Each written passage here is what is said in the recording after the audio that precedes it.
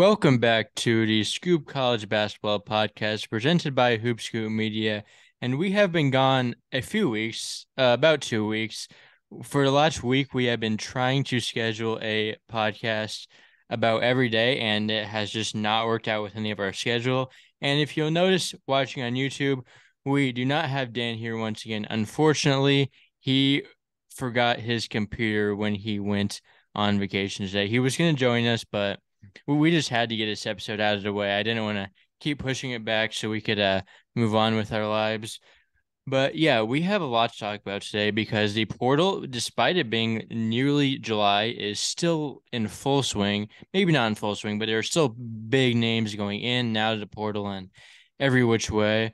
A lot of relevant high school commits happened. Some NCAA punishments came down. The SEC-ACC challenge matches were released, and NBA draft happened like last week. So we're gonna talk about all that stuff. So just stay tuned if you want to hear all that stuff. But first, Kyle, Penn State landed a guy, Javen Carter, I believe was his name. I mean, I don't know a ton about him, but I saw he wasn't really ranked in any of the sites. I mean, do you know much about him? Like, are you excited with that pickup? Yeah, no, apparently, they comments were saying he should have been ranked and all this stuff, and we're impressed with this film. I've yet to watch any of his game, but I gotta get around to that and I'll see what my thoughts are. But it's good that we're landing commitments, and I've seen a lot of other commitments that are pretty high up on their lists. So, I mean, that's always a good sign. So, Yeah, I think Mike Rhodes is a pretty solid talent evaluator. And yeah, I mean, he's still 2024. He has a lot of time to work his way up the rankings. And maybe uh at this point next year, we're talking about how Penn State got to steal when he was right. unranked. And if he's like a 4-star next year, then I guess we Yeah, can I don't put a ton remember of this. rankings. Yeah. I'll judge him off of film, and you can go off of that. Like that. That's hmm mostly in the competition he plays and all that kind of things. Those are the things that matter. Yeah, because a lot rankings don't aren't exactly even. Like some guys are ranked really high, but like more pro than more prospect and player, and some guys are ranked lower and can like contribute and score double digits in college immediately. Like for example, this last season, Johan Traore, it was like he still has a ton of potential, but he did nothing at Auburn and transferred down to UC Santa Barbara. So like, and he was a 5-star. Like 5 star, it yeah. just goes to show you that rankings don't always mean everything, but they're a good tool generally. There are definitely some people that know a Yeah. lot about the industry, but it's so hard to rank when you have like Oh, thousands of players. It's hard to rank them in order for sure. But we do have some portal pickups, and the most notable one is I would say is Trey Mitchell to Kentucky. And I think we need to issue an apology to Kentucky because they are looking solid now. I'm not going to say they're like super good, but I think this is probably a top 25 team after last week we nearly wrote them off. As Dan was saying, like he's never going to count out Kentucky until it's over. And because Bob Huggins was driving drunk, Kentucky picked up Trey Mitchell. So in a weird turn of events, Kentucky has some experience. They also got Antonio Reeves back, which I want to touch on. Those are two fifth-year players that they did not have last week. So that is huge for the Wildcats. And talking about Trey Mitchell himself, he's a very good 4-5. He might be their best player, which I'm not sure I absolutely love, but I still think he's really good. And he's not going to be their best player by like some wide margin. Yeah, he can shoot the ball decent for his position. He can do a little bit of everything. Can rebound the ball. Was really good at UMass. Really, really a plus high major starter. And it's crazy they landed him how they did, but it is a huge plus for Kentucky. yeah, I know. We were just making jokes, in chat. Oh, what if Kentucky lands him? And they actually got it done. So they're definitely taking a big step in the positive direction because there were some hypotheticals, I was throwing out there a week or two ago that Kentucky doesn't belong in. So at least they've gotten out of that area. And well, I'm not sold on the fit of the roster really at all. I think they're definitely still a top 30, top 35 team, and that's a good range to be in. especially when you consider the fact of where they might have been 2 weeks ago. So, And the thing here is like they got experience, which was really what they needed. Like you look down this roster, like before they even got Reeves and Mitchell, you would have rolled out a roster with like DJ Wagner, Rob Dillingham, maybe Reed Shepard in there, Justin Edwards, Aaron Bradshaw. And if you look at that roster combined, like talent wise, like if you're just basing on talent, that's probably like that might still be like top 25, but like they didn't have any experience, and you need experience to win. of So they course. got experience. So I'm not like fully bought in yet, but as I said, I think they're top 25, and I think they'll like I don't have any really concerns about them missing the tournament now that they had Oh, 10 years of experience with these guys. And yeah, that is huge. And they another needed huge front court presence too. Like they that did. was huge. They Huge. did. And because no one knows if Bradshaw's even gonna play. Right. Like Clutch Exactly. has kind of done some weird things. Like who knows if he's gonna even if he's like it's a weird situation because Nick Smith was with Clutch. Remember when he was hurt, he wasn't even in Arkansas. He was like I in Los remember that. Angeles, like rehabbing, like and I don't think Muss was too happy about that. So No. yeah, well, we will see how this situation plays out and if he's actually hurt or what the deal is. But I am hoping to see him play because I want to see his Kentucky team at full strength for sure. Because they have talent on the roster and they will be a fun team to watch. Jordan Brown. I know you are a big Jordan Brown guy. I'd say I'm a pretty big Jordan Brown guy as well. He is headed off to Memphis. May not be let's get Memphis gets this portal season. We will talk about the other one later, but just speaking about Brown, he is Memphis needed a big man, and when Chandler Lawson went in the portal, I mean, like they didn't have anyone. Like, I mean, Nick Jourdain maybe, but like he's honestly like, I Bench mean, big. yeah, like he's a fine bench piece, but like he wasn't that great on Temple. So, but this is huge. Jordan Brown is a been a high major player his whole career. He when he was at Louisiana, he was still a high major player. Like he could have, I think his like final options were like Tennessee, Texas, and Louisiana, and he had like personal connections to Louisiana. I think his dad played there. So, but like he's always been a high major caliber player, and so he just I mean Memphis isn't technically high major, but they're operated as a high major program. So this is great. I don't know where Kyle just went. So yeah, we will hmm. All right. You're back. Where'd you go? Lag. Oh my goodness. All right. The Well, unstable notification let and me hear your thoughts about Jordan Brown I now. got you. No, apparently Memphis bought in some guards. I think there was one like from the JUCO level, right? Who was really good. It was a D2 guy, Jonathan Pierre. That Yes. might be who you're thinking of. Yeah, so I've heard a lot of good things about him. I love TFL Leonard. He can really defend. Really defend, and he's a really unfinished product offensively, but I think Yeah, Penny can definitely tap into that. yeah, he's a big athlete. He's a He's big got time a athlete. ton of upside. And then you add Jordan Brown to the front court. I think they're a force. I think you're going to see them within the top 25 at some point this year. I think they got a lot of weapons. And obviously, the wild cards here are Mikey Williams and whoever David was the other Jones. I David mean, Jones too. I think David Jones is a wild card because I'm not completely bought in that he's a winning player, but I'm not. he is very talented though. Like throw that stuff out, he is a very talented player. So if Penny can get him to buy in like completely, which I'm not fully sure that's gonna happen,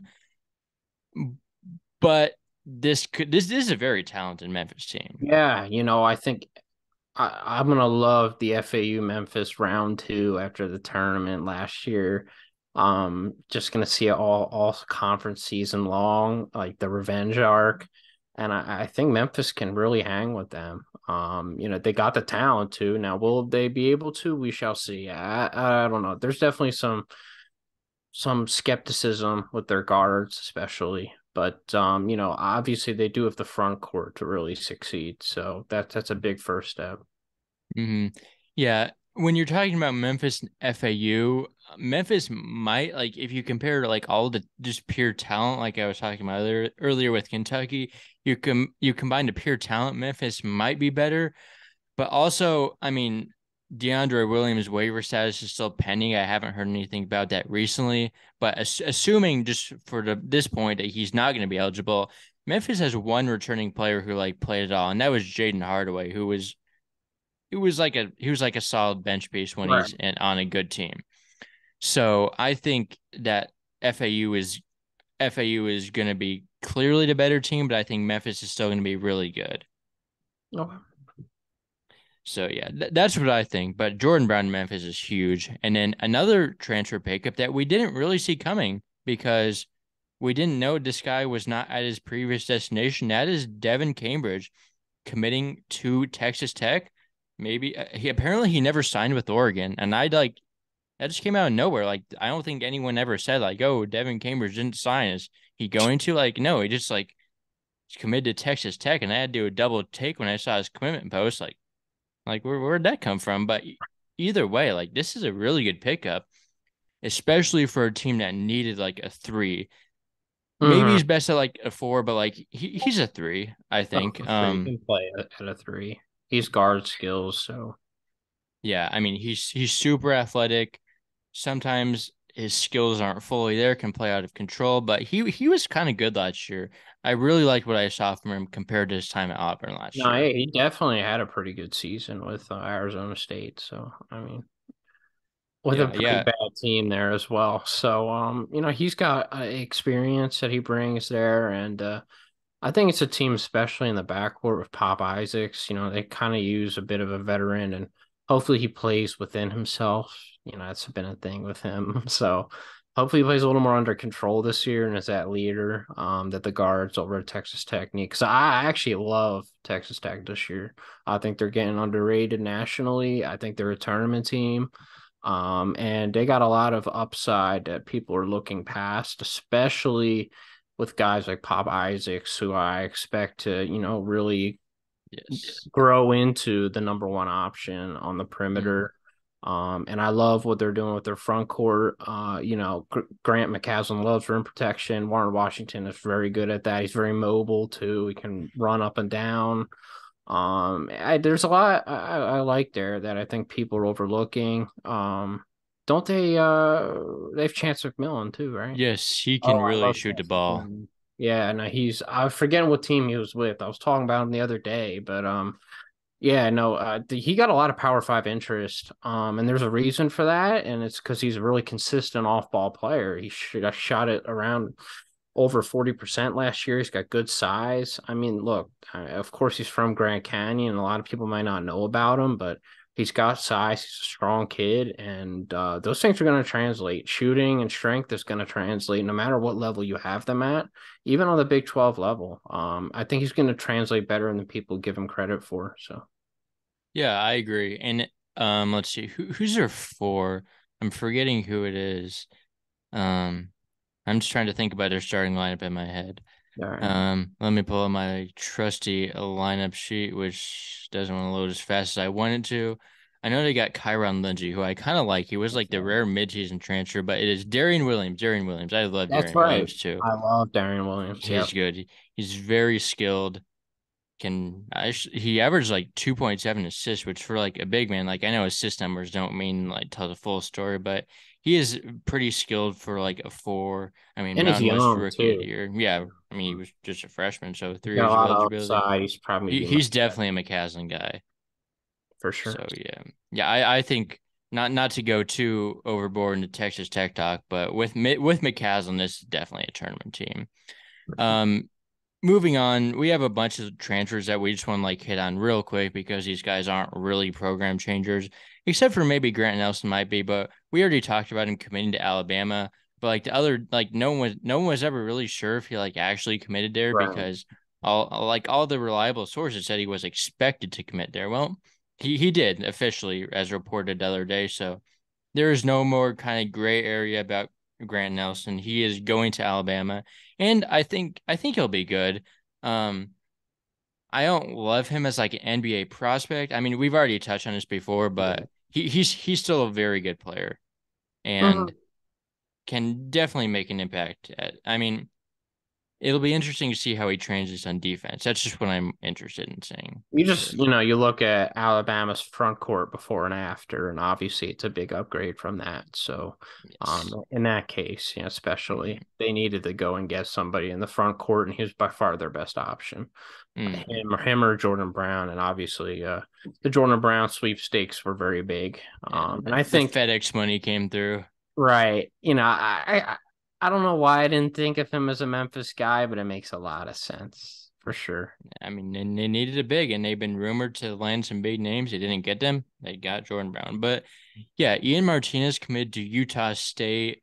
Um, probably won't be eligible. I don't see why he would, but he's still a good pickup down the road. He's a very good athlete for the Mountain West.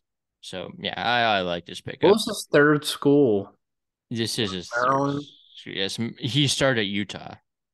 Oh, okay. Yeah, that's three. Oh, Yes. all right. So he probably won't get a waiver. Yeah, Still a good pickup. Chandler Lawson to Arkansas. A bit of an odd move, but I mean, if he wants to be a backup big and win a little bit, then I mean, you can do what you want. And considering Jordan Brown came in, he probably already knew that there was a possibility that, hence why he entered the portal. So I mean, the backup big market, it's pretty solid. Let's see. Anything to say about Drake and Nganga committed to Seton Hall? Um, let's see. Adrame Seton Diong. Hall is just something this year, man. I don't know Yeah, what I don't know. at all. Yeah, Adrame Diong to San Jose State. And honestly, Nganga and Diong are very similar players. Like they're both kind of like really big, but like really lanky and a little bit skilled. Um, Very yeah. raw. Yes. Yeah, but I like San Jose State because he's gonna play. Like Right. if he Here's would the go to thing, right? Nebraska, like would he play behind Rink Mass like that much? I mean, he would play, but not that much. So like, and Tim Miles is an excellent coach. So Yeah, no, it's one thing to be recruiting raw players, at a mid-major where you lost your star guy. Um, and you need somebody to put your energy in to develop, but then it's another at a power five, you're recruiting a raw guy when you have like no roster of returners, uh you know missing like any kind of reliable scoring option. So like for a San Jose State, it's a great pickup, and they're two very similar players. But for a Seton Hall, it's more of like that's kind of like the last thing you need right now. I have no clue what Seton Hall is doing. They're just gonna throw guys out in the court and That's play some something hard that's really defense and important when you look into this thing. It's not exactly the thing with just players. It's about where the program is, what kind of program you are, where you are, and like, contention wise. So like you could have two of the same kind of players, but it could be a good pickup for one school and a bad pickup for another. Like, and this is a good example of that. yeah. Yeah, Naganga didn't really even play at Boise State hardly. I mean, he's Right. definitely a raw talent, but For sure. yeah, I mean, Seton Hall had spots. They had spots, and That's for you're sure. not gonna really do that much better at this point. No. But Rondo Walker to North Texas, he was good, and then he kind of just like gradually got worse over his career. But I definitely trust the North Texas staff, even with McCaslin gone and still Ross Hodge there. Like if he's gonna, he might be a sit one, play two, which I think like sit one transfers actually end up usually being really good. They do. So Yeah. like Where's Rondell from again? I've heard of him. he played at TCU this last season. I Oh, that's think right. he was on the Oklahoma State team with Cade and he was good. Yeah, Then he wasn't that good this year. that's right. Yeah, there's a lot of guys from that K team that have fallen off since Yeah, then. He is Matthew certainly not the Alexander norm. Moncrief. Yep. About to say, oh my goodness, he fell off the face of the earth. He's over there on the bench at Georgia. He might start. I don't know. That's right. Either He got way, chosen. either way, yeah. UCF got Marcellus Avery from New Mexico State. I mean New Mexico State. Don't really want to go too much into everything that happened there, but he is actually pretty efficient. I looked at his stats, like and like yeah, I mean might as well take him as long as he's cleared behind the court and all that stuff. New Mexico Um, State, they have all the antics off the court and stuff. They've got a lot of talented players over there from that last year's team. Issa Muhammad just committed to UT Martin. yes, I saw that. Um, you know, Good pickup for them. I'm about to say in the OVC, you get somebody like Issa Muhammad, like he's gonna win Player of the Mm. Year. Is Mm, there good players in the OVC? I don't know. I mean, I don't know that he's like a guy who's gonna put up that many points. Like, If KJ Simon's still there, then there's another pick. But I I'm think trying he's to think who's even in the OVC anymore. I don't know.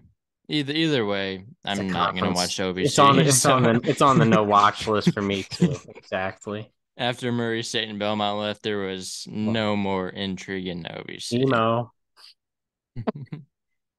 Yes, actually, Morehead State. Mark Freeman was a player here, and I think he's coming back from Morehead State. I don't really care. I don't like him at all. I I don't remember think he I was the best. watched I don't one think he was even game. the best player on the team, honestly. I watched But one game. Mark Freeman and like the conference tourney. He was terrible. Terrible. yeah, either way, Georgia Washington got Babatunde Akingbola. They needed a big. They got a big. I mean, it will be worked out how good he actually is, but he's a huge physical big. Maybe he can actually get some mints and get a actually contribute. But yeah, I mean, I like it because they needed a big and Yeah, playing next to James Bishop. I mean, if he's going to be setting screens for James Bishop, I mean, his James Bishop's job could be pretty even easier next year. And man, he can play. I mean, James Bishop's one of my like favorite mid-major players. So excited to have him back, especially with Chris Caputo. They're going to be a fast-paced team. It's going to be kind of interesting to see how this big kind of runs up and down the floor with that pace. They like to run, and obviously it would help if he's running in transition too. No, George Washington's got they lost Brennan Adams. Obviously, he was a senior. And didn't they lose Ricky they Lindo? did. They lost. Yeah, they lost Adams, Ricky, and then Hunter Dean to LSU, who was Yeah, I know pretty Hunter decent. Dean's gone, but I think it's a good replacement for Hunter Dean. It gives them more of a rim protector potentially, and someone with more size. Like Hunter Dean was skilled, but like he would get bullied down low. Like, yeah, it was Yes. definitely an Yeah. issue. But he was skilled though. He had his games offensively where he would do some stuff. He was good for Chris Caputo's system. That's kind of why they somewhat overachieved last year. But in a weaker A10, I feel like they should have a decent season, especially with James Bishop. So Yeah. Um, two guys that did not. Two guys that committed somewhere and ended up going back to their school. Zach Clements. This was a little bit of a surprise.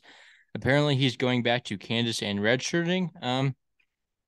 I mean, I think UC Santa Barbara would have worked out well for him, but if he wants to bet on himself again at Kansas, and I mean, go for it. yeah, I mean Kansas. Do you think Dickinson stays another year at Kansas? I remember I I heard you mean, say that, right? I mean, he has another year of eligibility. Is he going to go to the NBA? No. So I it would mean, probably. I will say this, right? Especially in next year's class, could he play himself into the draft? Second round? mm, Maybe. I mean, the draft class is weak. There's I maybe, don't think it's the craziest maybe. thing in the world. No, but I think it would. He might still make more money coming back to Kansas for another You're year. not wrong with all the NIL now. Yeah. Deshaun Jackson apparently did not get medically cleared by Texas Tech. I don't know. It was never revealed like what medical issue he had because he was like missing this whole season with it. But I hope he can play this year at least because he Yeah, was yeah, a he's very had a solid rough player. career. Yeah. Yeah, in When terms we of last saw him, he was good. awesome. I lie. He's definitely like somebody who changed Washington State's season when he played. Like when he was not on the floor, they looked lifeless. When he got in there, he had a great rim protector. He's solid around the rim. He brings a lot, but it doesn't show up on the stat sheet to a team. So I don't really know why he's at Charlotte. I think he's 100% a Power 5 player, but It had to be the medical stuff. Yeah, he's always had injury problems throughout his career, Yeah. so maybe he's not 100% back. Yeah. Some people still in the portal. Javon Quinterly. He entered the portal on June 25th. And I know, I mean, since he's a grad transfer, like there's no limitations. But with that being said, everyone has like chimed in on their opinion of whether he should be able to do this, like whether this is like reasonable. What are your thoughts on this? I think he needs to get a job. It's just like he's such an interesting part because I got to know him at Villanova for a couple years, right? And Well, he just didn't really want to put in the work to, maybe sit on the bench behind some guards and learn from them and, get minutes. And then in Alabama, he had one good year at he Alabama, was right? solid. The one I year. mean, And then next he year, was coming off an hurt. injury this year. That's right. So, Either the injury against Notre Dame. but So, he was still like a good SEC starter. oh, So, for sure, for sure. He was very quick off the dribble, no question. mhm, But then yeah, that injury definitely set him back. But yeah, I would think he's fully healthy this year, and yeah, whoever needs some point guard depth or even a starter, like he's definitely very capable. yeah. So going back to my question, do you think like My he bad. should have been allowed to enter the portal like this Uh late? yeah, no, it's late. It's past the deadline, ain't it? I mean, there's no deadline for grads though. That's true. Well, I think if especially if grad transfers are very loose rules, so I don't see the bad in it, but he does also need a job. So Yeah, I mean, yeah. Rumors are he might be going to Memphis. I'm about Maybe to say that he will makes get so some of much that sense. FedEx money. But yeah, Uh, he just that would looks be like such a he's gonna be talented a team. mess. Oh my goodness. Yeah, I but don't know. like talking about Alabama, like are they really that much worse off without him? Like he's a significant loss, but like the way their team is built, like in my depth charts, I previously before I removed him, I didn't have him starting. Like he would have been impactful off the bench, no doubt. And they probably, I mean, they're not better off without him by any means, but like, are they like that much worse off giving like LJ Wright so like a few more minutes and maybe playing like Davin Cosby a little bit and as opposed to having Quinterly, who's I mean he would have gave him good minutes, but like at what point does it like actually matter and what point you're just Right doing is so to more of do a so? risk, You're not gonna see Yeah, a but trans. like JQ wouldn't have started in my opinion because I had Sears, Estrada, Griffin in the Yeah, no, backcourt. that's true. That's the three I would have started. So no, I just think JQ gives you more of like he's a good facilitator. I don't know if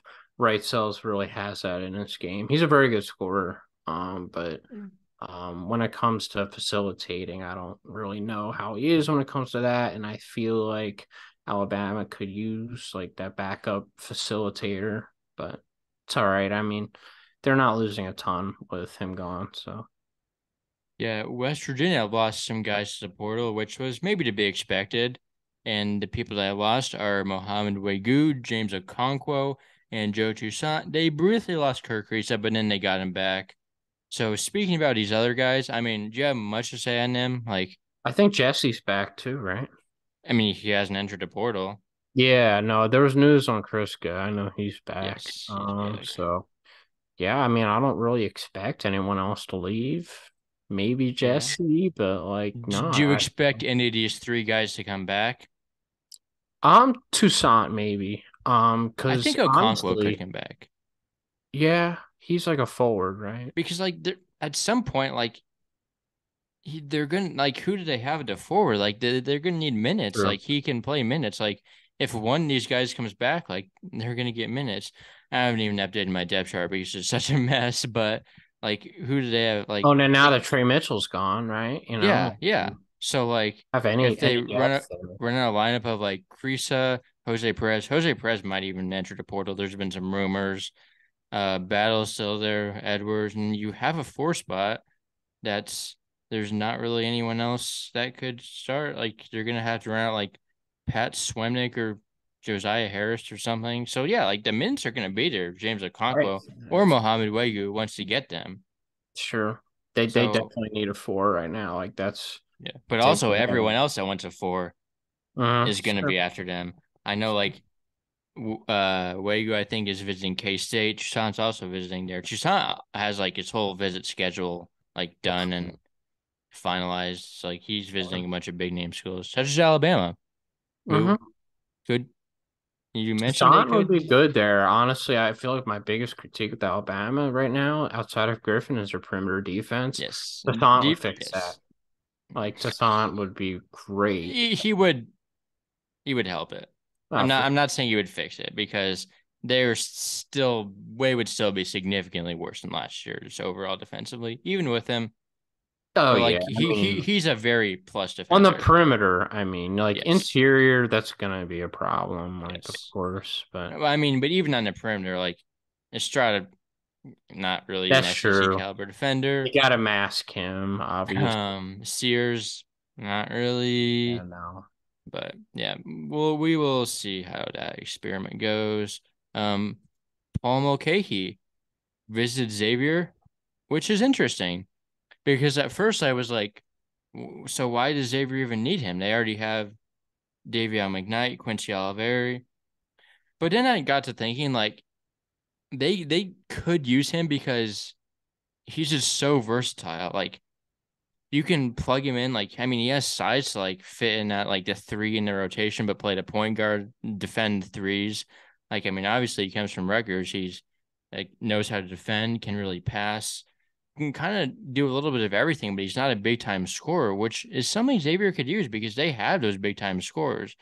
So if they were to get him, I think this would actually be a better pickup. I mean, maybe it would result in Desmond Claude not getting as many minutes as he wants. Maybe Trey Green not getting as many minutes as he wants, which I do love Trey Green. So yeah, but that's just a trickle down effect. It just happens with like every single transfer and all this stuff just has an effect, so much more effects than just that one player.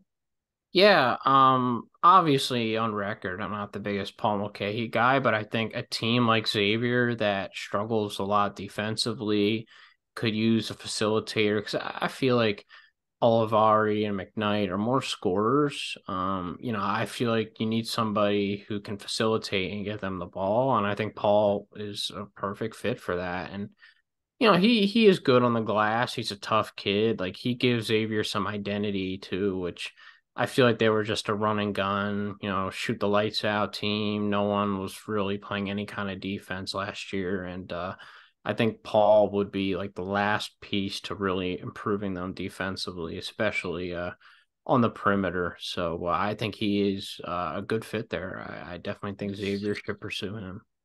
So I mean, they are pursuing him. We took a visit. But yeah, like they don't really. I mean, like McKnight is maybe a point guard, but like, I mean, Yeah, that's the one you he can is a argue point guard, with. but like he's He looks to score a lot, Mulcahy is which I like like. Mulcahy is more of a facilitator, which could also benefit kind of all the parties there, besides the people that he's obviously playing over, as I mentioned. And then I also wanted to touch on this. So it's been rumored for like a few months now that UCLA is going to get Ade Mara, who's some like insane like Spanish. I think he's from Spain, prospect. But the other day, Ivo Simovic, who's like the mastermind behind international recruiting, took a job with the Raptors. So this is significant because I'm sure I've mentioned this before, but Evo got Santi Aldama to Loyola Maryland, and he got Philip Petrusev to commit to Hartford. So he's I mean, I'm sure you mentioned that before, but like if anyone doesn't know that, he's just like the mastermind of international recruiting. He obviously got two guys, Elaine Fibuel and Jan Vide, who Vide has been playing in the World Cup. I've been watching him. He's pretty solid. But those are good, but like the guys that really propel you from being like good to like really good are Daymar and Berka Buyuktuncel, who is a Turkish prospect. That's name has kind of been kept under radars, but I've known that he was the guy that they've been going after. So yeah, like those guys are two like Pac-12 starters. Right. like right away. But like, I don't know if they still get them because I don't know. Like, I don't know. Has Cronin even been talking to these guys at all, or has it just been Evo? It's true. Do they actually have genuine interest at the school, or has it just been, the recruiter just trying to sell it to the Hmm. players? Oh, you'll be a great fit at UCLA. Oh, you'll love it here. Oh, talk with Coach Cronin. Is it Hmm. really a two-way interest thing, or is it the recruiter doing all the work? Yeah. That's always something that needs to be considered, and especially international guys, you just don't know. You just don't know. But anything Yeah. on I the mean, West Coast is yeah. I mean, like how much do you think like Mick Cronin was on the phone with Jan Vide? Like how it was definitely. I mean, Evo was doing all the work. Like, I'm worse, just wondering, like personally, like how much was Cronin communicating with these guys, right? and was it just Evo or like? Yeah, that'll be a big factor because if Cronin has been keeping steady communication with these guys, I think they can still get them. And Right, I was told today that they will probably still get them, which is interesting because I don't know, like I don't know what'll happen, but like in the future, this will affect UCLA because for sure. I don't know if they'll be able to. I mean, they won't be able to get the same international caliber of recruits, but yeah, this is pretty significant because those are two really good because UCLA is like not that good right now. Like Cronin's a good enough coach to make them decent and they have a decent roster, but like they're probably like an 8 seed Yeah. and they could be like a top 15 team if they added those two guys. Oh, for sure. Hmm. But yeah, we will move on from that and touch on recruiting really quick. I'm just going to roll down this list. We probably don't have much to say about these guys, but we probably do have a little bit to say about Jaron Stevenson because he reclassed. Don't love reclass guys, but I do love any front court players that commit to Alabama because they need front court players. So yeah, he's maybe more of a project. I know he's like a pretty athletic four from what I read. I honestly haven't seen him yet, but I just Mizzou is very big on him.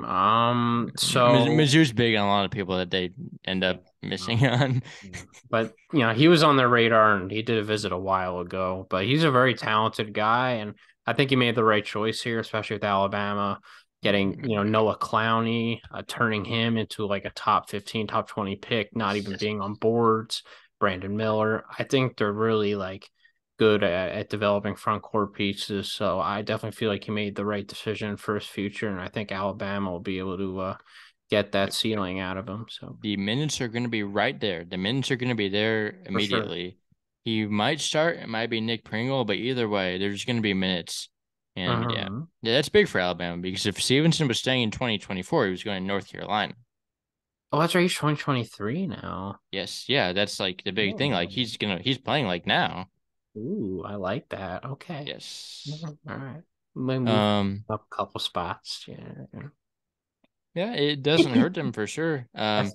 Chris Johnson committed to Texas, who he said Texas had always been his dream school, but he had previously considered Texas before he committed to Kansas. So not quite sure where he was going with that, but at the end of the day, he ended up at Texas, and Texas needed players.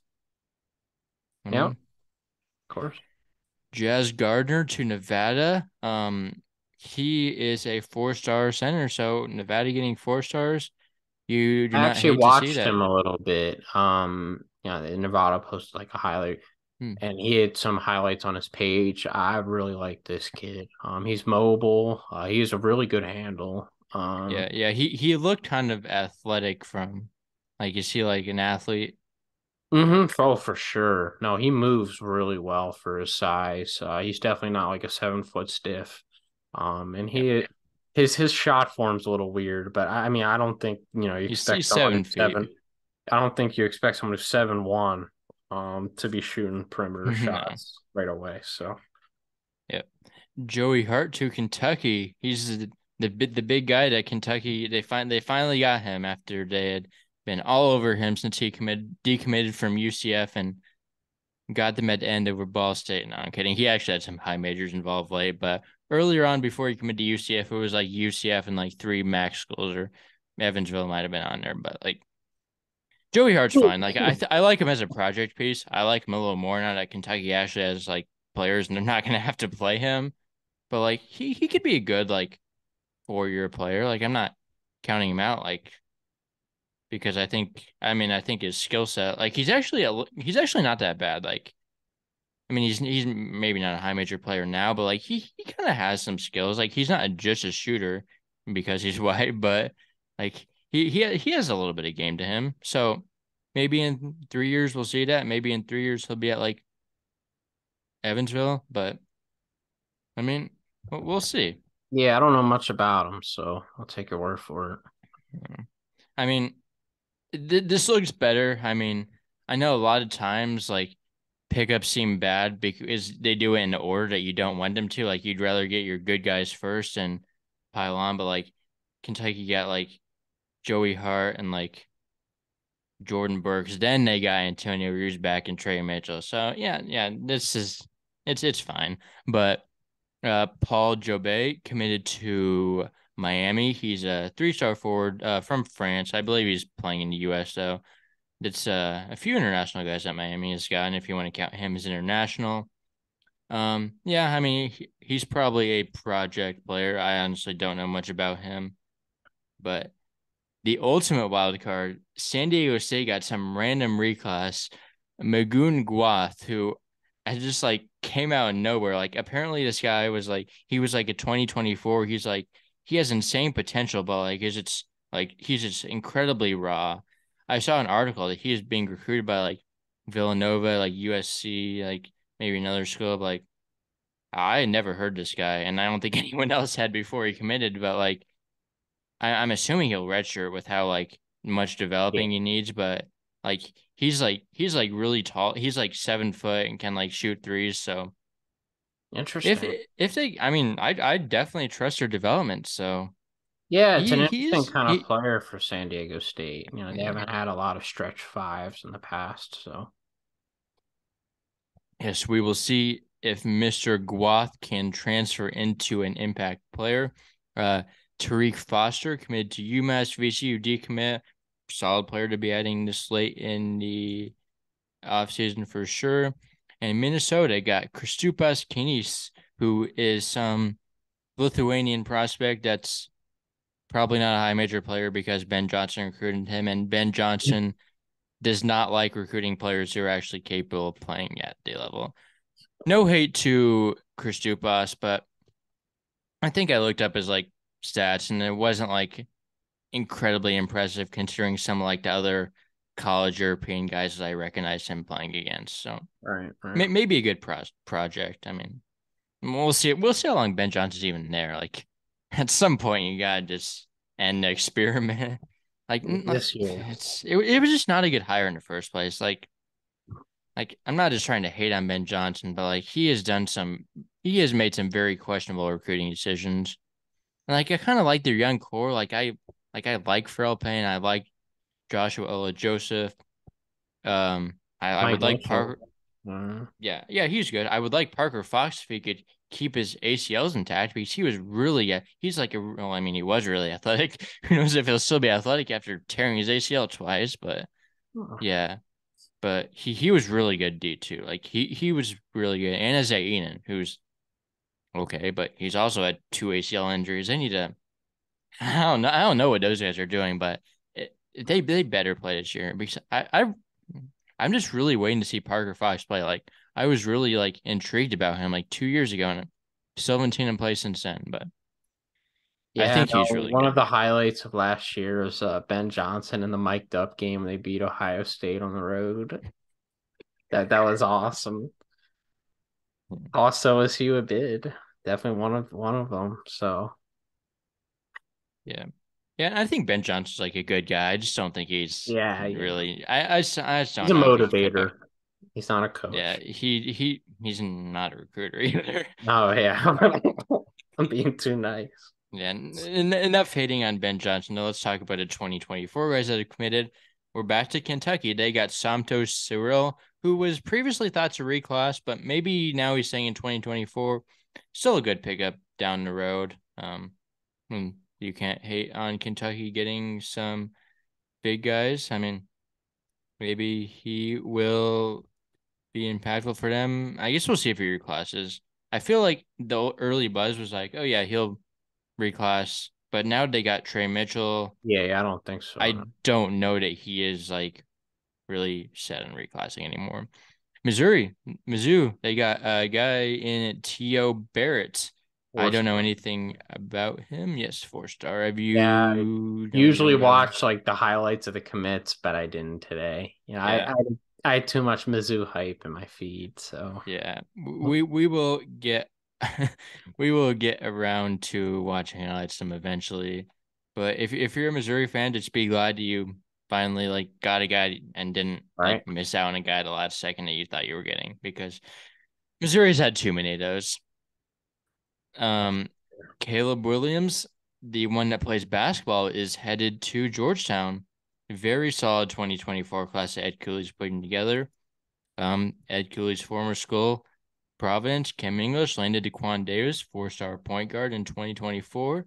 Solid. And Creighton, we got Ty Davis, who is hopefully good. I've heard some good things about him despite being lower ranked. He had really been playing good this past month from what I've heard. So I'm excited to see. I know we've done some really good work with a lot of lower ranked guys that turn into really good players. But yeah, that's enough about all the player movement. We need to talk about the actual headlines, such as West Virginia hiring Josh Eilert for interim. And let's get our coaching grade in now. So I'm actually gonna text Dan for his grade if he responds. But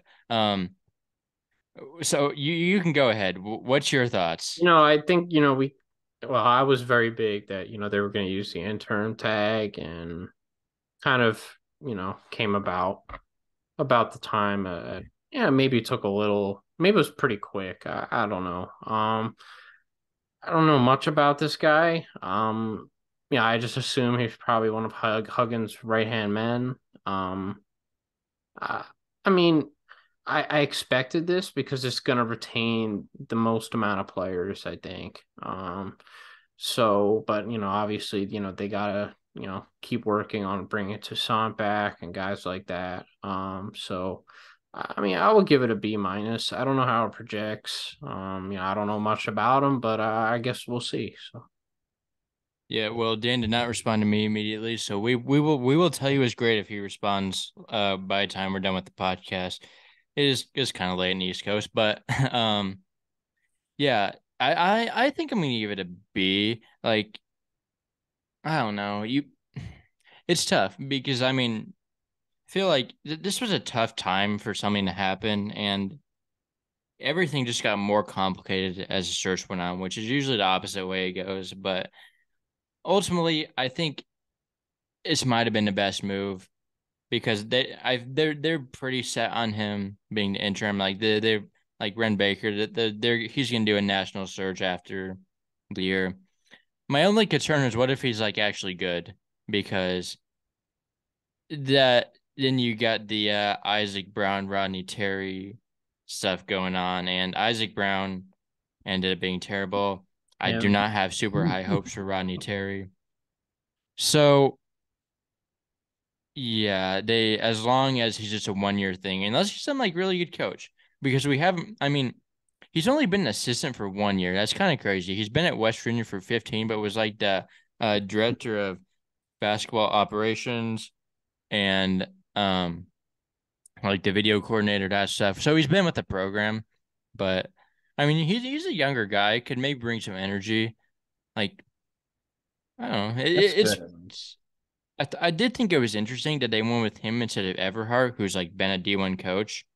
So yeah, they're really trying to get like maybe like a new like some new face, new energy into the program instead of Everhart, who's just like a okay like old coach Huggins that is just on, yeah. So it's good they hired a young guy who can, who's probably the closest with the players and stuff like that. Because I think this was, a player influenced hire, to keep the guys on the ship. So yeah.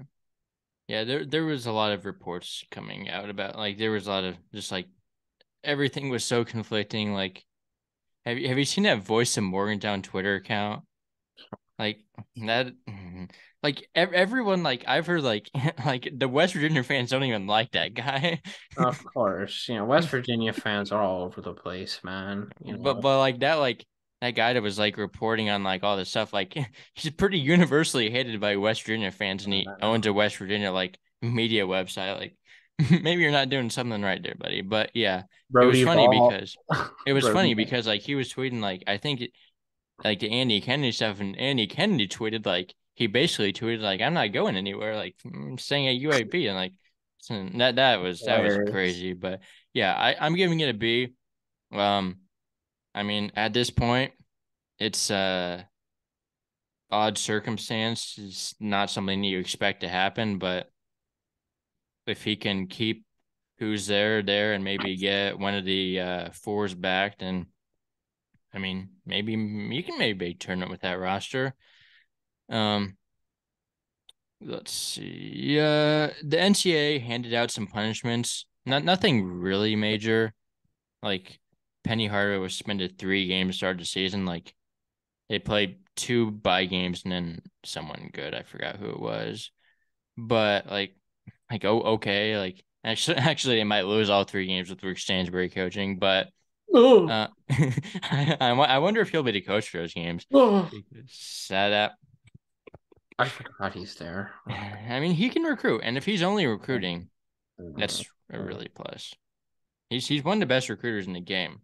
He had a He high definitely major. had a He part in basically had a high the major Golden team at Brown. Western Kentucky last year. Sure, sure.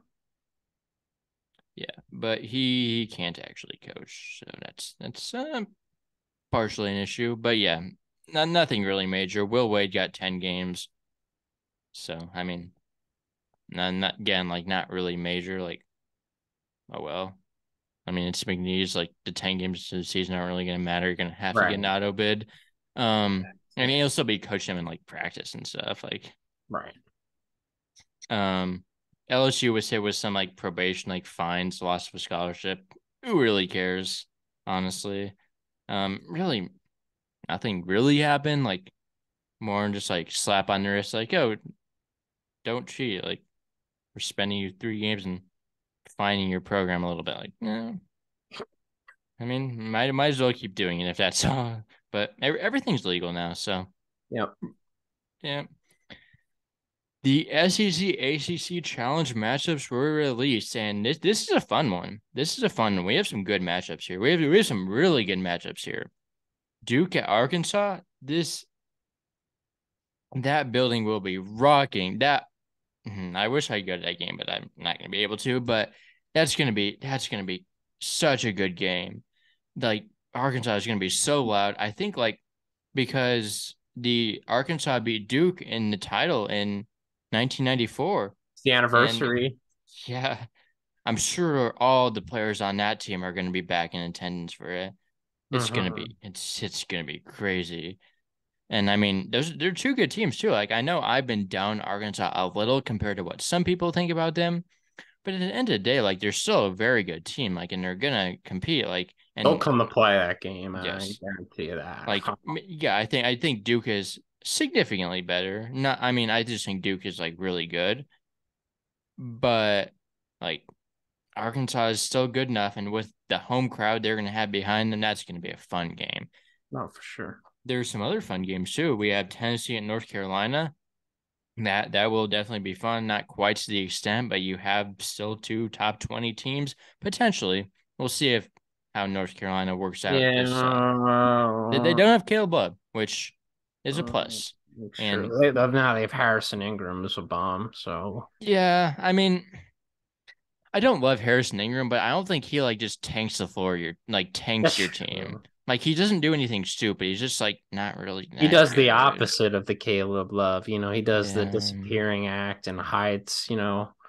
Doesn't really isn't assertive at Yeah, all. yeah, that's my big thing. Like Harrison Ingram is talented, I'd say. He just doesn't like he's just not assertive. You hit the spot on that one. That's my main issue with him. So it'll be So weird. Like they're on the opposite side of the spectrum now, from Caleb Love chucking up any shot he wanted I do love RJ Davis, so obviously, So I'd like him significantly more than Caleb Love. No, it's Caleb Love though. Like I think like if Tommy Lloyd can get him to play good, like he can be a good player. Like he has talent. Like I don't think that's ever been in question. And if he wants to play like a good role, I think I mean, I don't know. I think it's there if Tommy Lloyd is and Tommy Lloyd might be the guy to unlock it, but I'm still a little hesitant about that. But I really hope it works out because he is still very talented. But yeah, I do think Davis is a more winning player at this point. Obviously Armando's good. Elite Cadeau I think is going to be really good. Like yeah, obviously reclass point guards don't work, but I think we mentioned this on the podcast before. He's like 20 or like 19 already, great. so like he's just like reclass back into what he should have been. So Uh-huh. um, yeah, Miami at Kentucky. That'll be another fun one. I mean, Miami will bring their offense to Rupp. Yeah, I'm excited for this game as well because I mean, I think it's more fair because at Kentucky, so it'll be more of a close game, intense game. So Pace of yeah, play is going to be fun. It's going to be a lot of running up and down, fast pace, lots of threes, lots of athleticism. I definitely love that matchup. Texas A&M at Virginia. That's kind of a boring game. It's a good Yeah, it's the game. opposite. Like even though Texas A&M is like top 15 maybe, like I just don't really have a desire to watch them, like Right honestly. now. Like and Virginia, like I never have a desire to watch them, but I'm definitely gonna watch them a fair amount. But this matchup, like it's a very good game. It's a very good Mhm. game. Yeah. I'm just not sure I'm excited about the appeal of just like being I'm not sold some on classic Virginia game. really either. I have to see the Neither am I, roster but on the sheet, but yeah, I'm just at this point I'm just trusting in Tony Bennett because and Ryan Dunn's gonna have a breakout sophomore year. yeah, he's good. Mm. He's someone that'll really make a jump. Isaac McNeely should make a jump scoring the He's good ball. too. I think he can be like I think he'll be their leading scorer. I don't know if I I like mean, that. Beekman's not gonna score the ball, but he can be a really good like point guard. Yeah, for sure. Rhodey can score, but it'll either be Rhodey or McNeely. Yeah, no, I probably agree there. Yeah. Um. Let's see. Yeah, Texas A&M is going to be. I mean, they're basically running back a team that was really good once they got clicking in SEC play. Um, Florida at Wake Forest. It is the Tyree Appleby Bowl. Gotta love those little stories. Even though obviously he's done with college, he played at both of those teams, and this should be a good matchup. Another team where like the team that's better is playing on the road, and the team isn't like super significantly worse. Wake Forest might be not as good, but I think they're like you at least go into the season with hope of making a tournament with the team they have, I think. Uh, Okay, let me look, pull up the roster. Let me pull up the roster. their other two rosters are definitely better. Um, But they have like I mean, no, Now the it's ACC is AAC. Why am I pulling up the worse. AAC rosters? They have Hunter Salas who can really be a breakout player. You have Kevin Miller who's I'm not convinced on, but I also I haven't seen him for love like 2 years. Cam Hildreth. I'm Yes. like the biggest Cam Hildreth fan. I have him coming off the bench. I couldn't decide what to do with this because you have to start Kevin Miller because he's a point guard, right? Yeah, Like yeah. he's a point guard. Like you have to start a point guard. I I don't don't know really much want to about bring Kevin Salas off Miller. the bench. Yeah, he was hurt like basically whole year. So And they have you know what? They do have Ituka as well. yeah, I have Forgot him about kind of him. buried on the bench. Yeah, He's no. he Maybe can score, but I don't know that what HC was the right level for him. maybe Wake will be a little better than I thought. And it's a roster I don't know a ton about compared to the last 2 years. Yeah, but like they have Kevin Miller, my starting five, which I mean I have no clue if this is actually going to be right, but I have Kevin Miller, Hunter Salas, Monsanto, Andrew Carr, and then Matthew Marsh. And Hildreth's coming off the bench, but I think Hildreth will play starter minutes either way. If you, I mean, obviously if he starts, he'll Yeah, play starter minutes. It's the same problem with Wake. You list Andrew Carr or Marsh. I just think of the interior defense from last year, and I'm already just having horror moments in my head of them just getting completely destroyed down low. So, If Efton Reed gets eligible though, oh, he's not that good, but he can provide some interior defense. exactly. That's all they need him to do. They just need him to get the waiver pass, and then which not That would be completely big sure for he's going them. to get one though. I'm not really sold that he's going to get a waiver. I don't know what the basis for getting waiver is. Mental I health. but I saw a tweet the other day that like the NCAA like most second time waivers are getting denied. I think they were mostly for football, but like that kind of tells you how the story is going to be for basketball. So Right. I don't have a ton of hope that he's going to get a waiver, but if he does, he would definitely provide a big boost from what he can do, and it's a good filler of a space that they need to fill. Yeah, I think Wake's got a much stronger bench this year than years past. That's the thing, I'm thinking of their bench right now. Yeah, they got Of the guy the from UCLA, hmm Conca, Obviously if Concha, Hildreth, or you got him. I think Ituka is actually going to translate. I'm a believer in him. There's not many Mac players I like translating. He had a really knack of scoring the ball, but he was able he to can save score, but like space. he's like a smaller guard that can't really That's shoot true. and can't really pass. His efficiency was all right. Now, Yeah, obviously, he's efficient. He just doesn't really shoot. Like he doesn't that's have true. range, That's true. but He doesn't really. he can get buckets. He should transfer to like the A10. Yeah, that's true. Now, Wake Forest is definitely a bit surprising when he went there. But again, like you said, those sit out freshmen do really well. Yeah. So we'll see. I think off the bench will be a good place to start. Steve Forbes is also like the transfer whisperer. So Of yeah, course. we'll see. He was like hurt that last year, so like he didn't play that much. That's true. That's Like true. he only played a few games.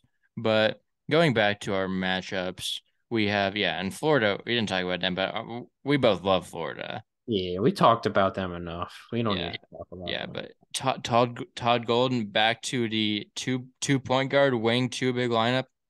Really hope that happens. Yeah, Hmm. yeah. Todd Golden was in Nebraska the other day for the College World Series. I unfortunately did not bump Ah, into him. gosh. I was fortunate enough to go to the games, but I was not fortunate enough to bump into him while I was there. Your Don fandom.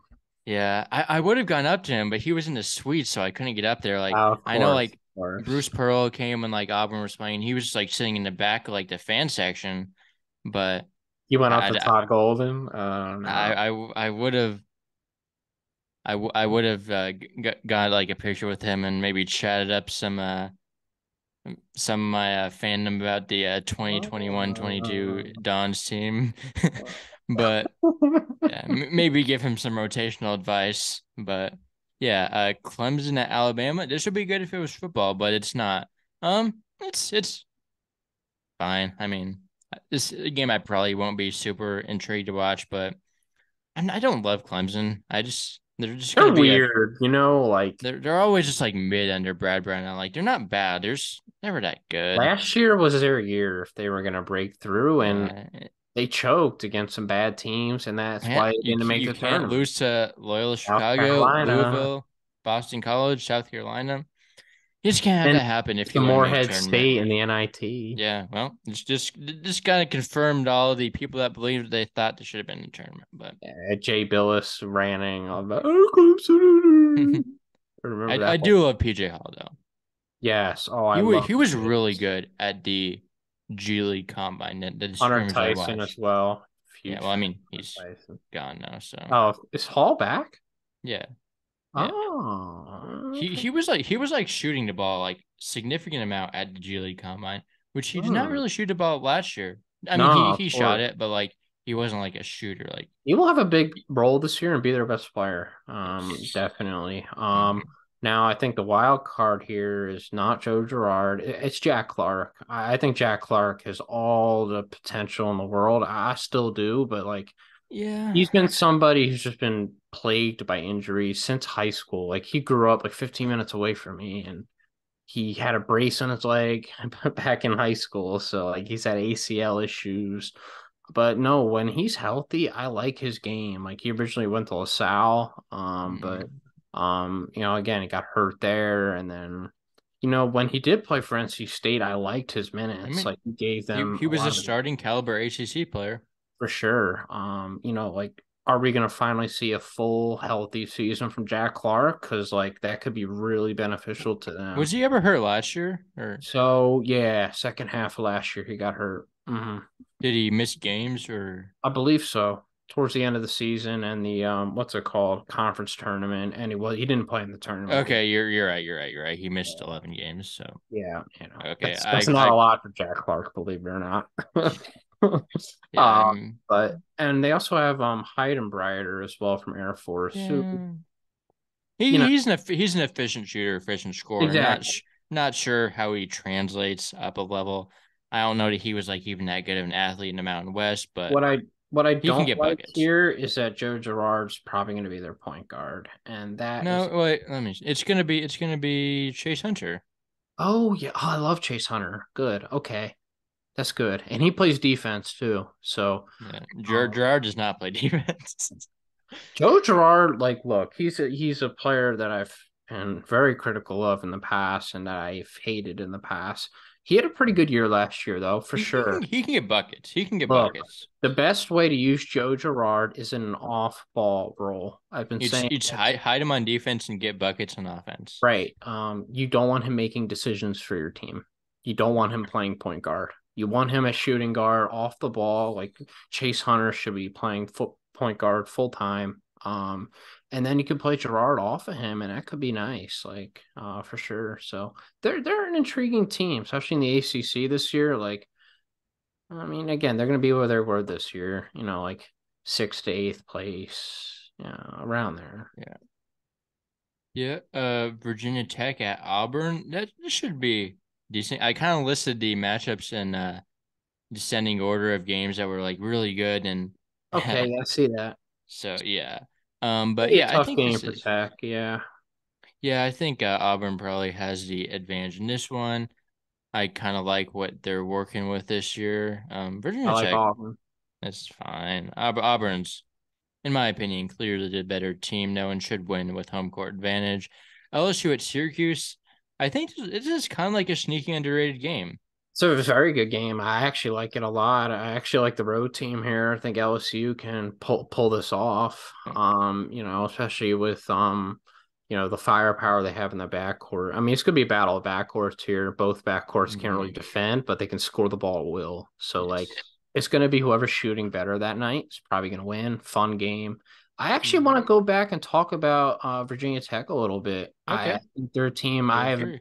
covered a lot. My sister just graduated from there, so I know a bit about Sean Padula coming back, who I have always been a big fan of. He's so good. Don't they have MJ Rice as well? Yeah, Rodney Rice is you're Rodney Rice. I get thinking them of. confused. Rodney Rice, really intriguing player. Definitely is all the upside you really can ask for. Small sample size last year.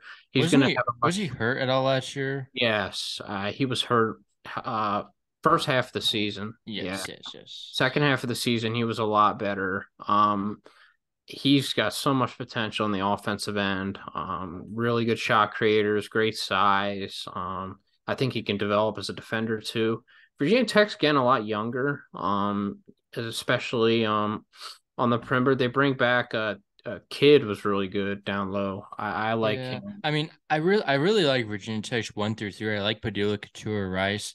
I just not sure if I'm fully bought into Robbie Barron and Lynn Kidd. Oh yeah, Robbie Barron, I don't like.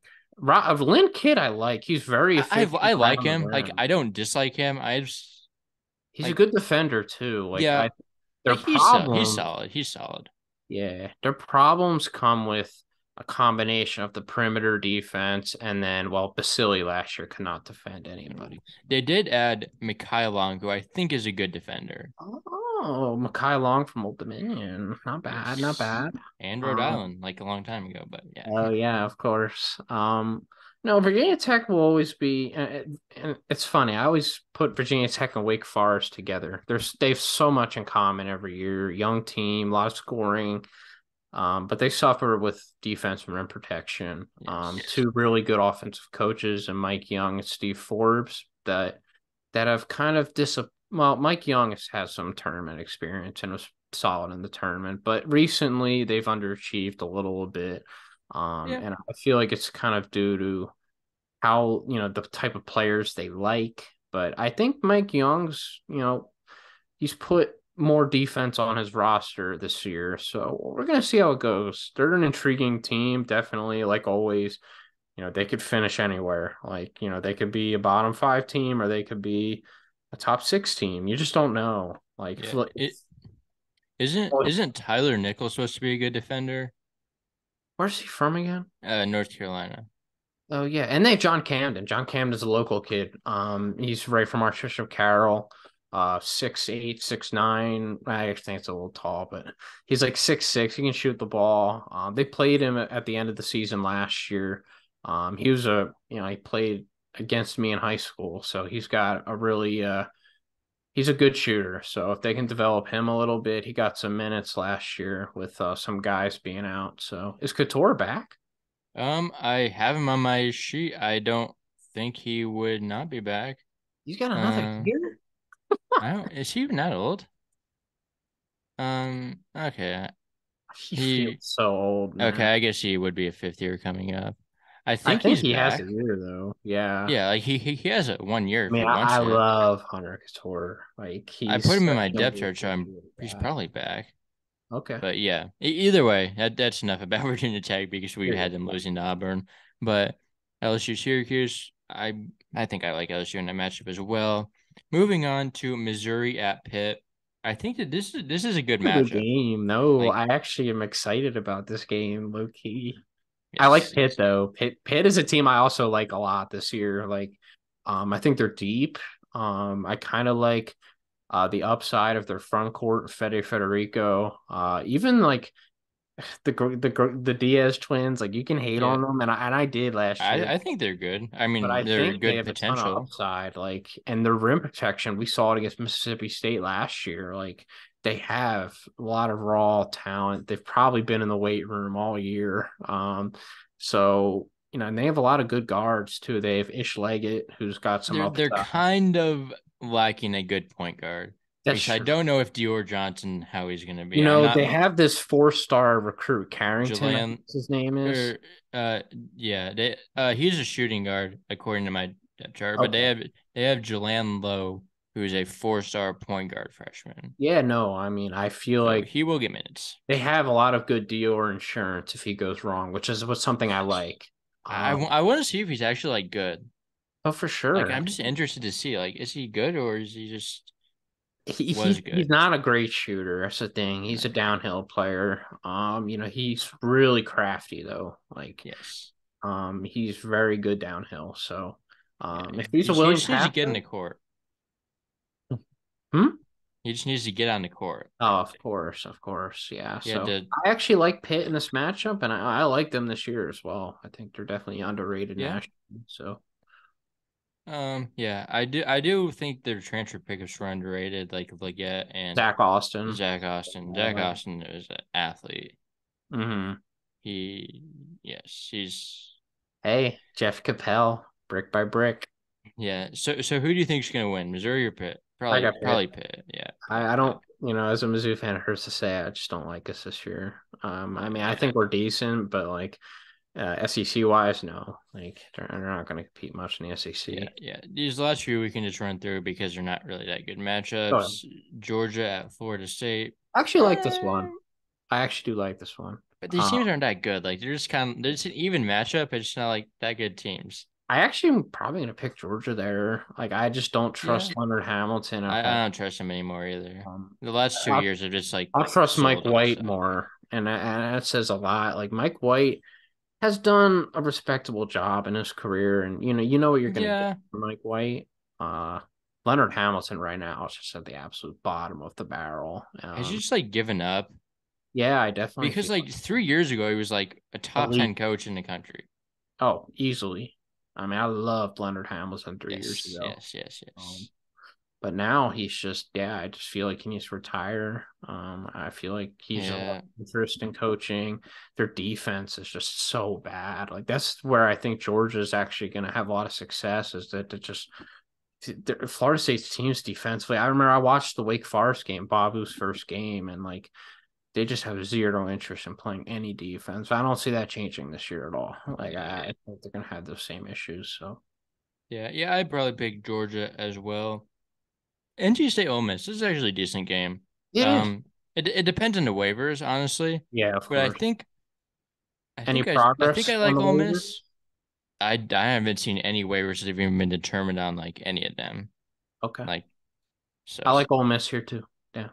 Rock with the yeah, home team. yes, yeah. But even if the waivers don't get approved, which the waivers that we're talking about are Brandon Murray and Musa Cisse, they Yeah. still got like Matthew Morrell, who's good. Jamin Brakefield is good. Very good. Austin Nunez, who is super underrated. I love him. We both love Um, him. who else do we have here? Obviously Jamarian Sharp, he'll block shots. Right. That's That's for really sure. all I have to say about him. NC Um, State is a questionable front court too, so he's gonna really feast that game, I feel like. yeah. Yeah. Mississippi State at Georgia Tech. I Uh, like Damon Stoudemire as I mentioned, but as I also mentioned, he's not there yet. This will be another just like boring game. should be a Mississippi blowout. State. I don't see us being that close. Is it, who Mississippi State can't blow teams out And though. then you know what, you beat me to it, man. Like maybe this year, maybe Mississippi State will achieve the blowout challenge and actually beat a team by more than 15 points. But we'll see if Andrew Taylor and how good he is. He's the big X factor to the whole Yes, team for me. yes. They But need shooting. at the same time, like how much is he gonna like? He's only one player. Like, That's right. Like he can't account for all the shooting, yeah, you know. And they don't have any. Tolu's gonna have a huge year though, for sure. yes. Yeah. Notre Dame and South Carolina. I'm hopefully will not watch this game, but probably picking South Carolina. Boston College at Vanderbilt. It's another game that I have zero interest in watching, but I am probably picking Vanderbilt. I Vandy, mean, I think, yeah, but both of those matchups, they're pretty one-sided. home team is clearly better, and Boston but College has just been so well, the portal season has just been so disappointing. yeah, Earl Grant is a great coach, and I'll say this all the time. I he's love him as an in-game guy. I love him. Um, yeah. I mean, I don't know. I mean, defensively, he's great. I don't dislike him, but Charleston is significantly better under Pat Kilson than they were under him. I mean, Pat Kelsey's elite. Yeah, I do love Pat Kelsey too, You but know, obviously Earl Grant's a step down from Pat Kelsey, but he's still a good coach, and he's done a lot. Like yeah, George, what's it called? Boston College had their first season at 500 in the ACC in like 9 years. So I mean, or you know, they had a respectable year this year, but Earl Grant just struggles to recruit, and that's been I his real. mean, he got a good class last year. I mean, he got like It's true, he did. They're going to need to take a step up if Boston College wants to replicate last year for sure. yeah, And Quentin Post is, I think, an NBA player right now. I love Quentin Post. He is so skilled. yeah. I do like him. I'm not sold that he's an NBA player, but I think he's really good. Hey, stretch four, stretch five, finish with both Maybe, hands. Defensively, he needs to improve a little bit, but you know, that's what the game looks for now. I just, you know, I yeah, think they needed to improve their backcourt a little more. Jaden Zachary, I like, but he's not a great 3-point shooter. He operates in the mid range. He's a good yeah. downhill guy. They got the guy from Charleston Southern who, Claudell Harris you Jr. know, he's not bad. I watched a little bit of him, but he's not efficient either. And he's from the Big uh, South. You know, like you don't want him out there starting and like which he post. might.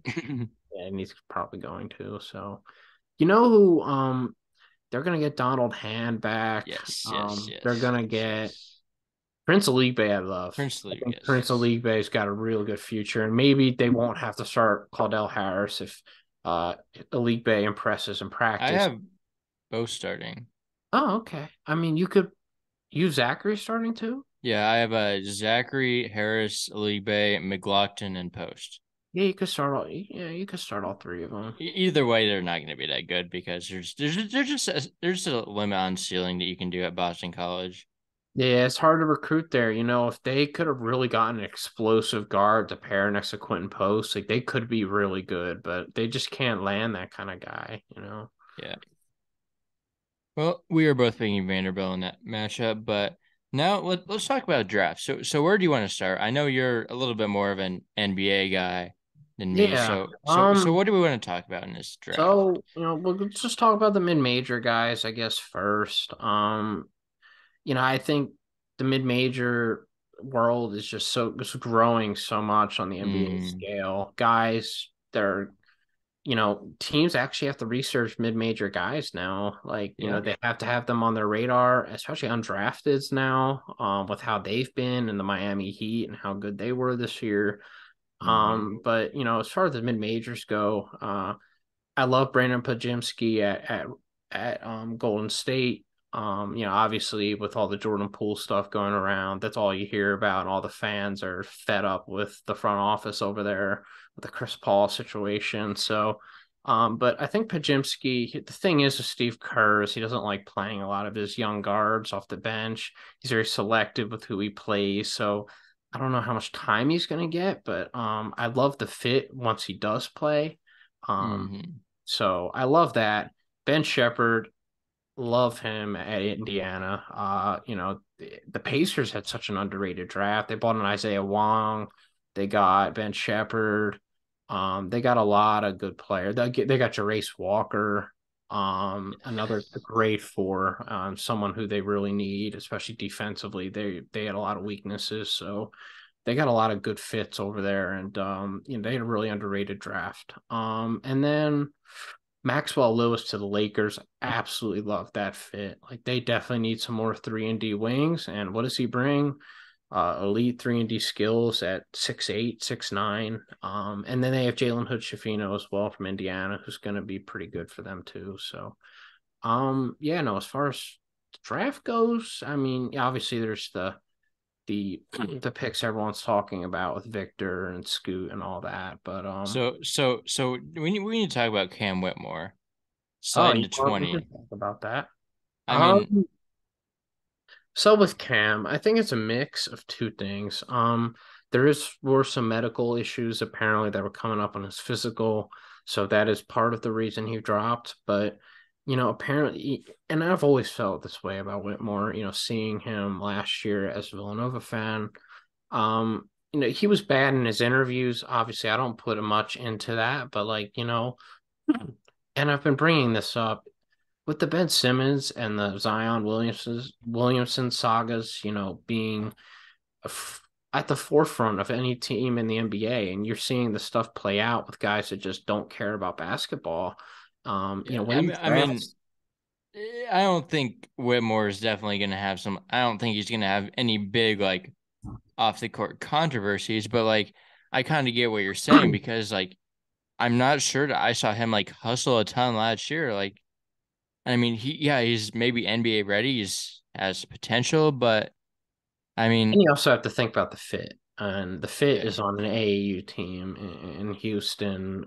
They have all the talent in the world, but it's just like a log jam to me. Like they have so many talented guys and ball dominant guys fighting for shots. Like teams like that just don't work, man. I've seen it over and over again. I love Ime Udoka to death. Like he's one of my favorite coaches in the entire NBA, but like man, he's gonna put himself through a living hell this that roster. I feel very bad for him that he has to go through that, but he wanted to go through it. So, he put himself there. But, Whitmore's got to show more effort on the defensive end, or he's just not going to play with the team, or he's not going to get consistent minutes throughout the season, or he's going to lose minutes. He's going to get minutes to start, of course. I think he'll start, but as far as maintaining those minutes and not getting minutes taken away, like he's gonna have to work other elements of his game. So yeah. And another player that has even like worse of the same issues is GG Jackson, who I am in Memphis, oh. Dude, Awful fit. I don't think that's what that will be looks like. something. Yeah, it's But something for sure. I I don't know. Like someone had to take a swing on him because of his talent. Like he's talented, like, but he's just like so like not ready. Like he's like doesn't really care. And all Like the reports that are coming out for the draft was why he fell. You know, he was having these vaping issues off the court. I don't know. I mean also you look at his like on off splits at South Carolina, he was not a winning player. No. Not in any sense did he benefit South Carolina on the court this year. Um, you don't even need to talk about on the defensive end. Look, I am a GG Jackson fan. I think he can work some. He has that he has some stuff in him that But here's the I thing, the wrong team took a swing on him. Why is Memphis taking a swing on him? Like they're the last team I feel like that needs him with all the drama and flaunting of the chest they got going on over there with Dylan Brooks and why he's not coming back, thank goodness. But is a mental mess. It's just things like that. Like you just don't need another ego on that roster, and they don't really need like not another ball down dominant guy. Like it should have been a rebuilding team or like a team that's like not good that should have swung on him. Like not Memphis. Like I just yeah, don't. who knows if he actually will like end up playing for Memphis, so like or if Nah, he's he's probably not even gonna somewhere see else. the floor really. So Yeah. What do we think about Amani Bates? I actually like Amani Bates. You know, like I've been back and forth on him. Like, and it's funny. I don't really base everything off of interviews, but he seems to have humbled himself through this draft process. And you know, there was some interview and he was like signing some little kid autograph or something. He's just like, I'm just happy if I get picked. Like, you know, I'm gonna carve out my own role. And I love him in Cleveland. Love him in Cleveland. Now that is He the needs to get better perfect on fit. defense. So Of course, right? he that is a big issue. He But he's cannot on a team defend. in Cleveland that has a lot of good perimeter defenders. So, and he's in on a team that is their culture is defense. Cleveland is built on defense, but something Cleveland also needed is bench scoring or scoring period. They in that Knicks He can get series, buckets. He can still get buckets. they could not score outside of Donovan Mitchell. Mitchell's getting like triple teamed. Garland is going 2 for 17. You know, he was shooting terribly. So they definitely need more scoring, and that's exactly why they went after him. They need a scoring punch off that bench besides Jetty Osman, who's good. He's actually been pretty good, but Yeah. I think he's a great fit there. And I'm rooting for him for sure. Yeah, for sure. Anything else? It was really nice that Keontae Johnson got drafted. It Oh, was of course, and such a it's good great story to to see see. Marquise Noel as well with Toronto. Yes. Get it. Obviously didn't get drafted, but signed a contract nonetheless. At that point, being I picked, think it was a non two way too. It's an Exhibit 10, so it's an actual deal. I don't know. But at that point, like signing like a two-way and being the 50th pick of the draft are the same thing, like Pretty honestly. much, yeah. Because you're going to see Um the G League either way. yeah. Anything else? TJD at 57 to Warriors. That was a steal. Yeah, you know, oh, especially the Warrior system. He's a perfect Mm. fit, right? I I don't mean, think he he can. would have worked everywhere though. Like there's certain teams where I wouldn't want Yeah, him. Golden State is one of them though, where he's gonna just thrive there if he gets minutes. But again, yeah. with Steve Kerr and his playing time has always been a thing. Like But like he he signed really like an got actual contract, so like that's good. No, that's good he for he sure. he will. Get I his think he'll get chance. minutes because he's old. Like he can score the ball. Like he can't really shoot. Which if he could shoot, he'd be really good. But he All can right. pass. Well, you He's a know, you really got to good think of passer all the for a big Warriors man. cutting they do, right? And you get a Hmm. great passing big like Trace Jackson Davis. Like, think of it Yeah. like this: Trace Jackson Davis comes up to set a screen, and then he posts up. You feed him in the post, and then you have the wing just cut back door, and Trace just finds him cutting right to the basket for a lap. And you know how many times he's done that at Indiana, like. Hmm. Obviously, you know, they might not run the offense through him here, which is one of my concerns, but you know, at least in Golden State, he's gonna get the ball and you know, they're gonna try and get the ball inside to get their shooters open so he can kick out. So it's kind of good for him because get touches, and they'll be able to play off him. Like in other teams, he wouldn't have those opportunities. So with the Yeah, offense they run, yeah. He's a very different player from Draymond, but there are some parts of the game that are similar. for Like sure, they're both very good defenders. and I mean, the facilitators. Yeah. passing is there. I mean, neither of them can really shoot. Draymond can shoot a little, but not Yeah. really. We But do have I mean, similarities. That's a good comparison. yeah. I think they're different. I mean, A little kind bit. of almost like a mix of Draymond and Kevon Looney. Yeah, yeah. Yeah. I don't know. I don't watch NBA enough to be making these Oh, comparisons, but it's not a bad yeah, one. No, you do good. yeah. No, like I think they're definitely you can definitely see division a little bit there.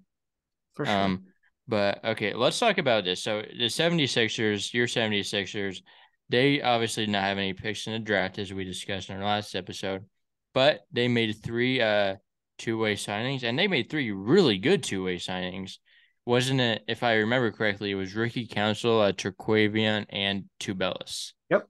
Those are Yeah, three really no. good It's grabs. funny. You want to go over some of the two-way guys we had Charlie Brown Jr. from St. Joe's. I was like, oh my gosh, he was an adventure. He could play defense, but he could not do anything on the offensive side of the ball. And then we had Julian Champagny, who's now with the Spurs and is gonna get minutes with them. He was a really good two-way guy that we had. Two ways are usually very hit or miss. We had Miles Powell for a little bit. I don't think he's still with the team.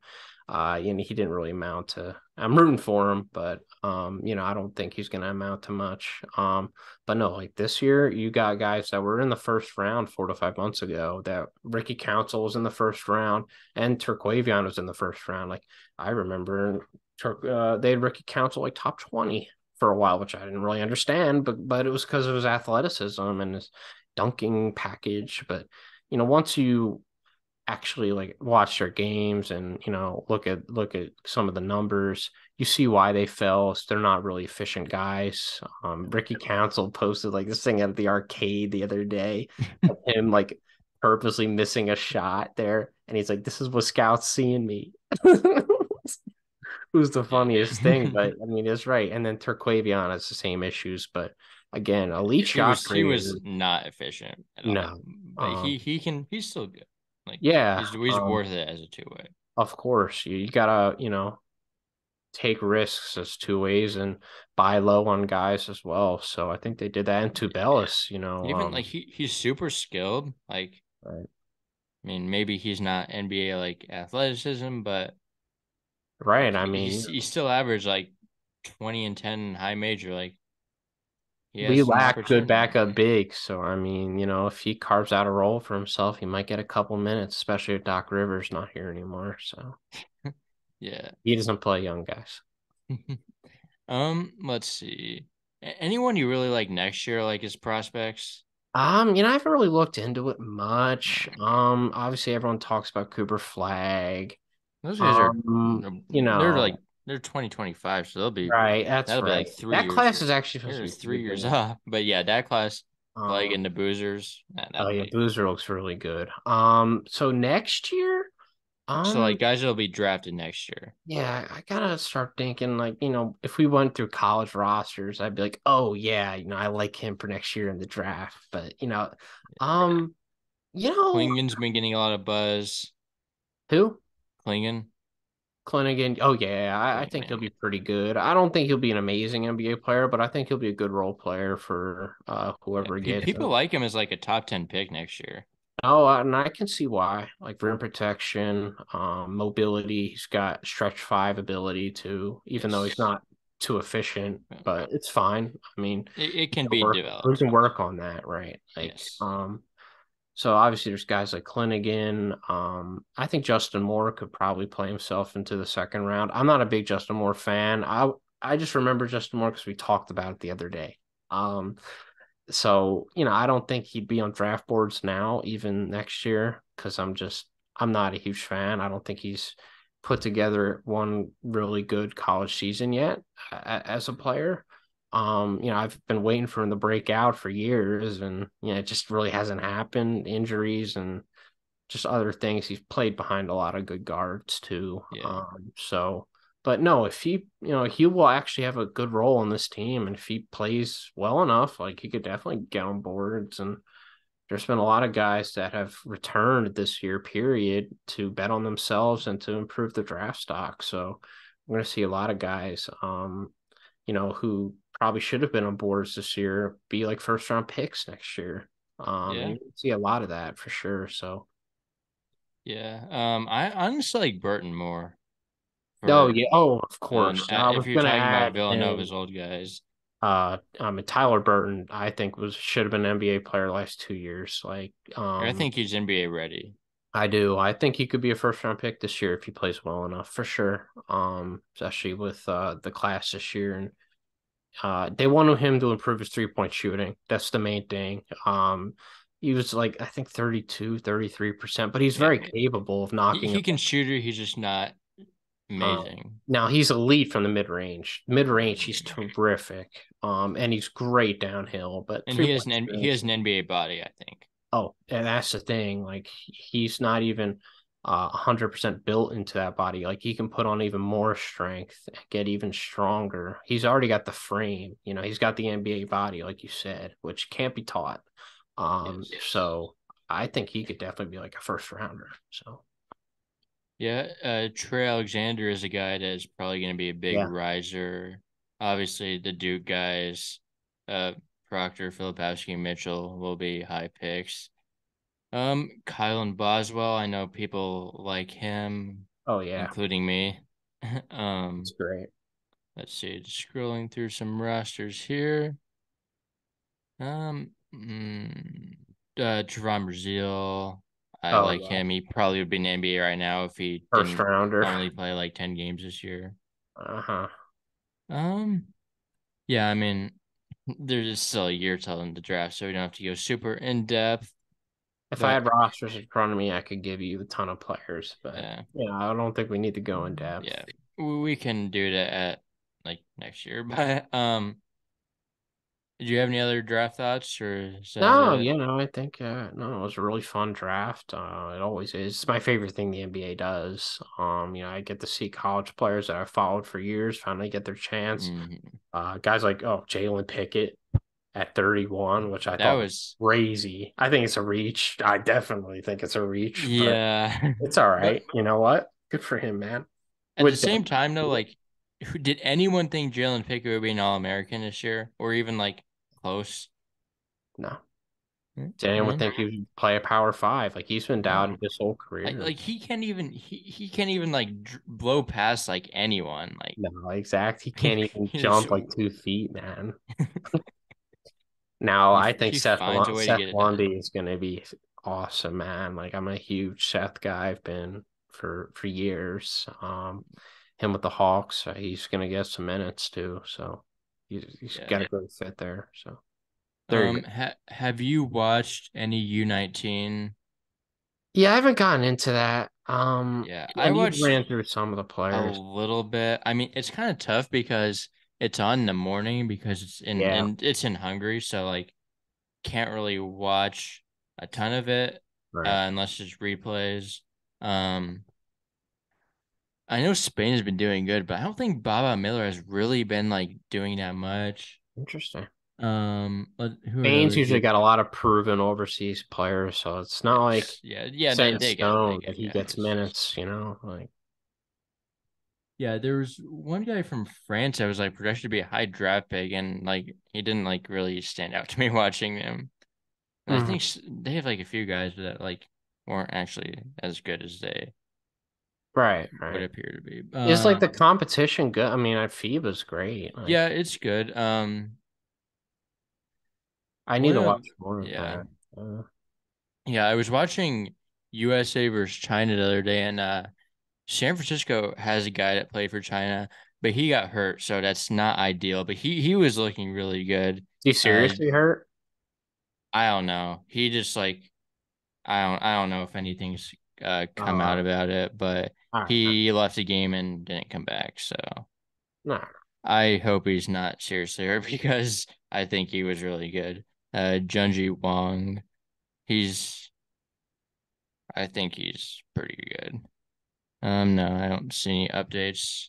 I mean, they play tomorrow, so I guess I'll see if he's playing or if it was just like a Twisted ankle or twist. something. And yeah. Yeah, yeah. Hoover USA has been good. Tobe Awaka has been really good. He's He's been really good. I like him. really been really dominant in the paint. Armstrong has had some good games. Well, obviously Kylan Boswell I think has been good. Trey Johnson, who's a 2024 kid, he's been really good. Um, yeah, I'm trying to think about in other countries. Canada's been a little disappointing overall as a team. Michael Nwoko is going to Miami. He's really good. Um, Xavier Lee, uh, Princeton's point guard. I think he is going to be really good this season. Tarleton State has a guy in Boo Boo Benjamin that has really impressed me.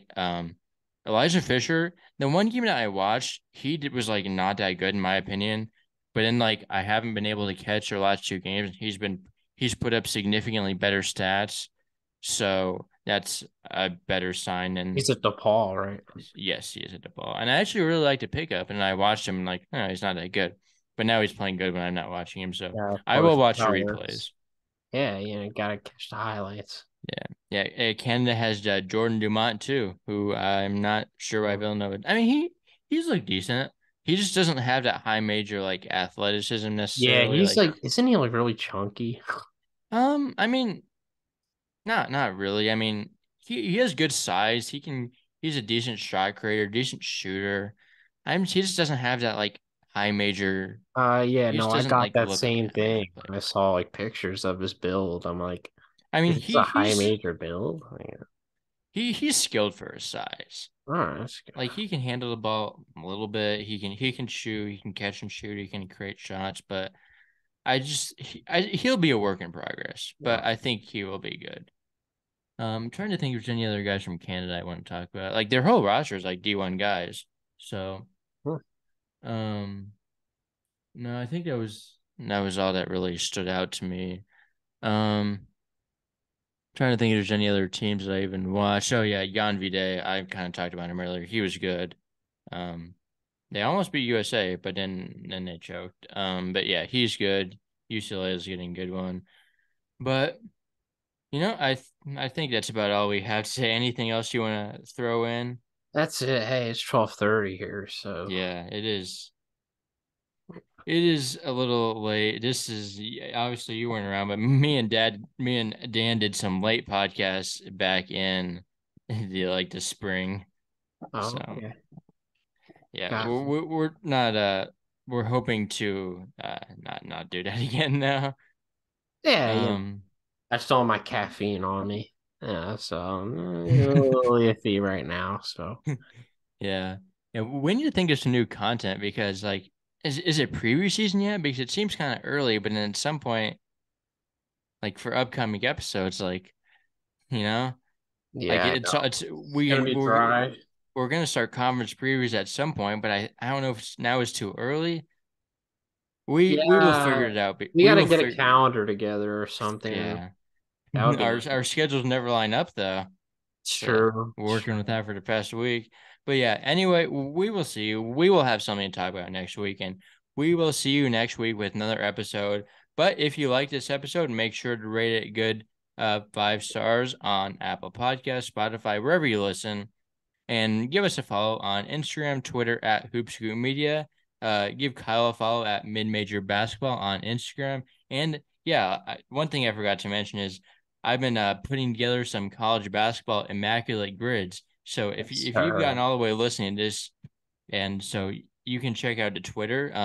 Best It's a game really on the internet, man. it's a really fun puzzle. I'm not a big MLB fan like Kyle is, so I'm not that good at the MLB immaculate grids. But for real college basketball fans, I've been cooking up some good. I've been cooking up some like nearly impossible ones that like, I'm and just not I'm good at them. I'm not even that good at the MLB ones, if I'm yeah. being honest. Like, Some of them that I make are not getting posted on Twitter because no one will get summoned. Like, I don't want to lose all the viewership because I make them too hard, but no one I've spam definitely them. I've made like 20 in the past few days. I've just been having fun with it. But You have a yeah, template like on your computer or something. yeah, Okay. yeah. I'm just rotating, copying, and Yeah. Payson making some new teams. I made a new one while I was waiting for you to get into podcast. But yeah. Yeah, so we will be back with another episode next week.